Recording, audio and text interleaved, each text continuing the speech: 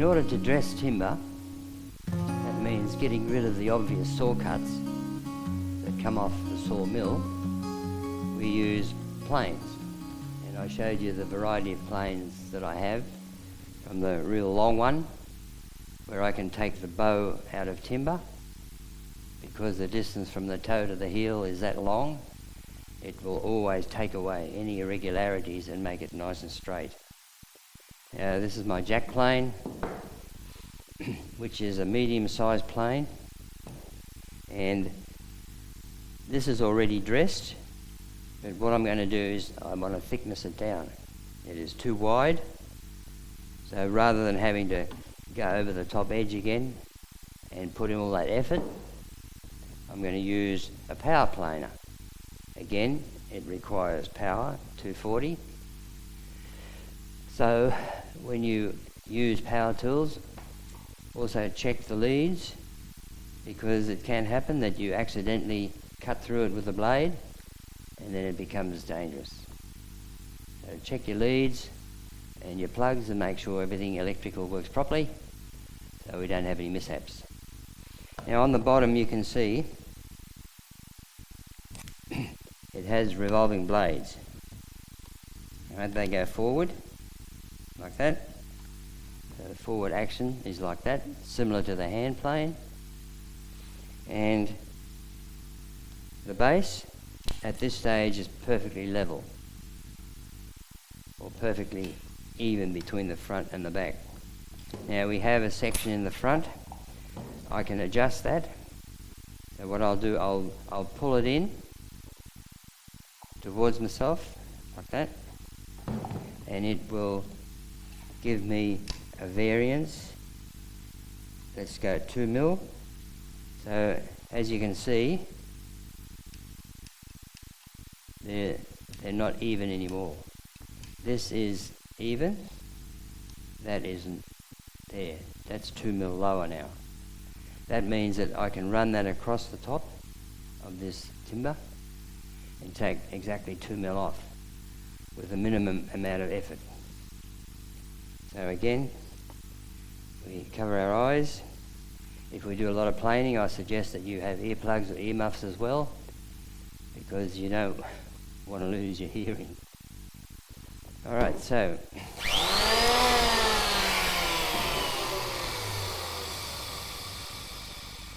you can see the blades rotating even though I've switched the machine off. So when you put the tool down, make sure you don't get your fingers anywhere near it. Wait for the machine to stop, and then it's safe. Right, let's start. Now when you're planing with a planer like this, you need to put all pressure on the toe or the front, because this area here determines the depth that you want to end up with. So if you start that way, you're going to get a bad finish and it'll be all over the place. So estimate where your timber starts, pull it back slightly and put all the pressure on there. I always put my hand over the exhaust there so the shavings don't go all over the place. Pressure on the front.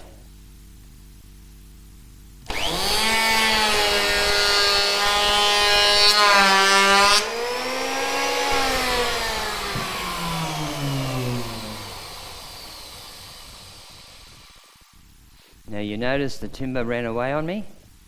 I did that on purpose, so that when you're doing planing, you make sure it doesn't go anywhere, because you need both hands to operate the tool, and if your job moves, then it gives you a bad effect or result, and again you could hurt yourself. Now if you look at the grain, isn't that beautiful? Now see how the grain runs? See the grain runs there upwards, and for some reason there it reverses, goes downwards. So what do when you're supposed to plane with the grain? Well, the idea is, number one, you have very sharp blades. Don't use dull blades, because if the machine makes a lot of noise and it seems to kangaroo over the surface, you know straight away that it's got blunt blades. So with these sort of blades, I like to sharpen my own, and they are plain steel, whereas you can buy planes like this that have a tungsten insert in the front of the blade. Personally, I don't like it, because tungsten is so hard.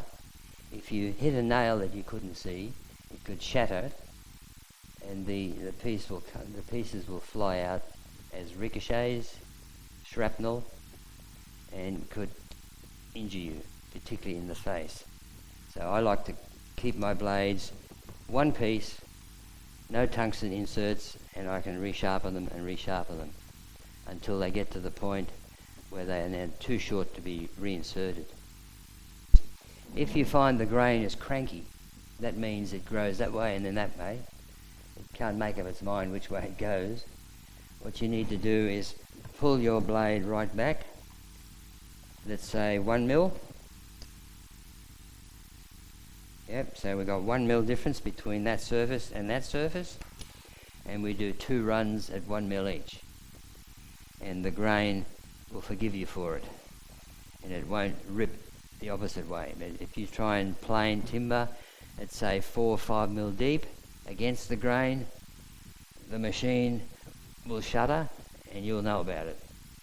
So do 2 or 3 runs if you need to shave it down that much, but it'll be done more efficiently.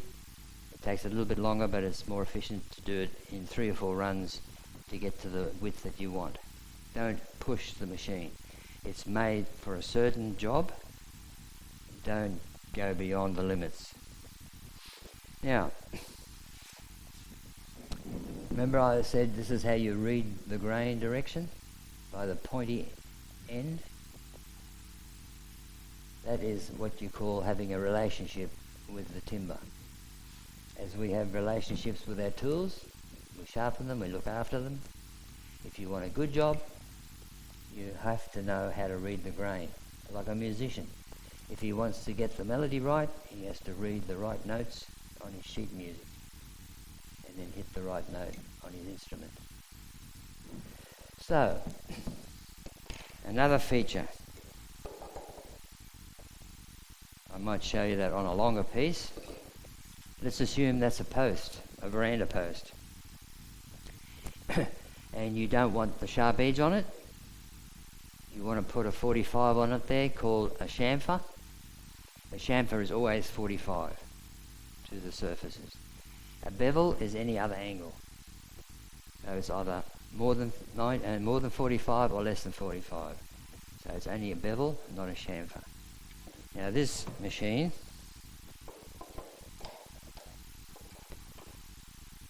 tighten really up.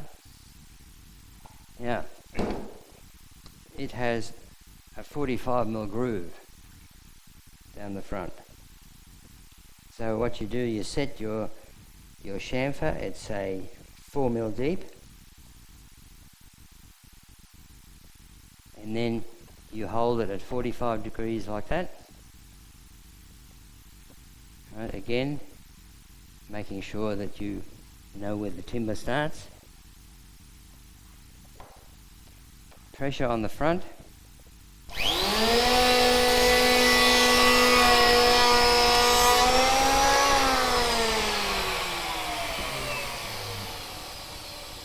It's off, but it's still running.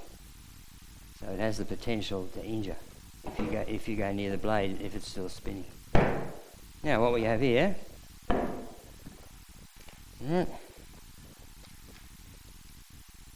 I've made a 10 mil chamfer by bringing the plate here down to 4 mil. Now you can vary that, of course. The deeper you pull that back, the wider the chamfer becomes. Now, as a veranda post, with all 4 corners chamfered, it looks a lot better. It's easier to sand if it needs sanding, and it's much easier to paint, so you don't get the bristles caught in the grain, because if you're painting up and the grain runs that way, you will inevitably get your bristles caught in the grain. So it's always a good time to dress or to edge your veranda posts and any other timber that is exposed outside that needs to be painted. I will go later on, we'll go into sanding and finishing, oiling and varnishing, grain filling, etc. These are all skills that a good tradie needs to have to be able to build a furniture piece, or to be able to build a veranda or a staircase, or do the fix outs and doors and windows. So we have to have a wide skill base to be able to do everything that's required on a job site.